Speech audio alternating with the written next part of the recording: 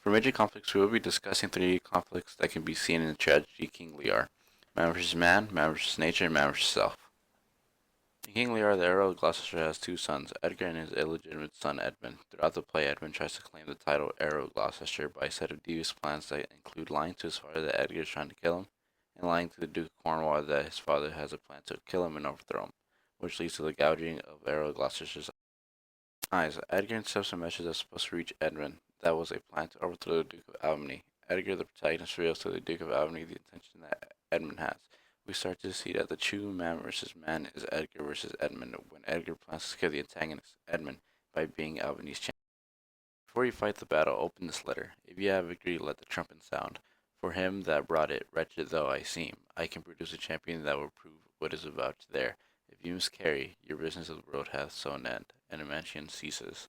Fortune loves you. After the battle is done, Albany calls Edmund for treason and for a trial by combat. Edgar is Albany's champ and kills off his brother Edmund.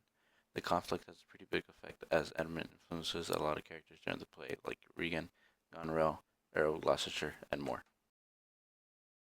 The cause of what creates the conflict between man versus nature could be said to just be bad weather, but it could also be due to King Lear's growing madness as he tells the storm to do its worst.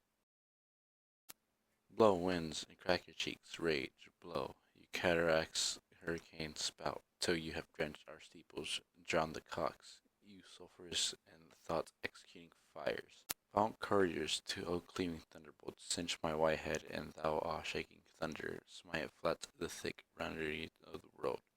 Crack nature's molds and German spell at once, that make an grateful man. King Lear and the Raging Storm are the only ones that are participating in the man versus nature conflict. Sadly, the storm overcomes King Lear as he runs to take shelter. This can be seen as madness taking over him like the storm did, so there is no resolution. The conflict has a pretty big effect on the play, as we see later on that King Lear does not recover from the madness. King Lear causes the conflict himself when he first betrays and disowns Cordelia and chooses Regan and Goneril. Let it be so with thy truth, then by thy dower, for by the sacred radiance of the sun, mysteries of Hecate, and the night, by all the operation of the orbs, from whom we do exist and cease to be.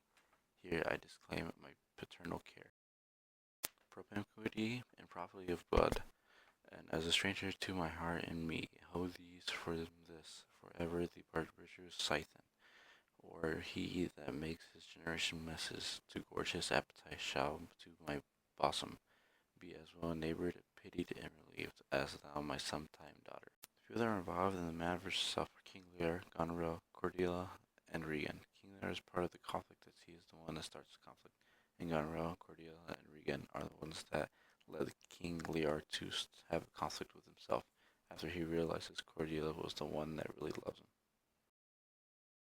When reading further, we see that there is no resolution, as when he starts to realize that the one who loves him the most is about to be put to death. The fighting between King Lear and himself over the regret of this decision is a huge one, because it's what leads him to his death, grieving for his daughter, Cordelia.